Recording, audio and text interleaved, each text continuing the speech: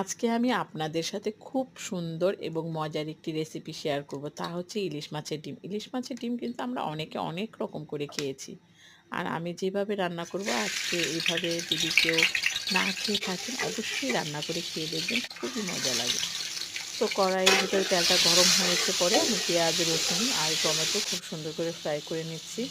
হলুদ, মরিচ, ধনিয়া দিয়ে এখন সুন্দর করে মশলাটা কষাবো। আর আমি পেস্টটা হালকা বাদামি করিনি, কারণ পেস্টটা একটু কাঁচা কাঁচা থাকলেই ভালো লাগে এই ডিম ফ্রাইটাতে। আর এই তো ডিমটা দেখুন খুব সুন্দর করে ব্লেন্ডার করে নিয়েছি। ইলিশ মাছের ডিমে কিন্তু আঁশ থাকে, ওটাও আমি ফালিয়ে দিয়েছি হাত দিয়ে। এভাবে করে ডিমটা করে খেয়ে দেখবেন। ব্লেন্ডার না থাকলেও কোনো সমস্যা নেই, হাত দিয়েও ডিমটাকে এরকম করা যায়। আমি কাঁচামরিচ, ধনেপাতা দিয়ে খুব সুন্দর করে এখন ডিমটা আমার হয়ে গেছে, তো নামিয়ে ফেলবো। সবাই ভালো থাকবেন, আল্লাহ হাফেজ।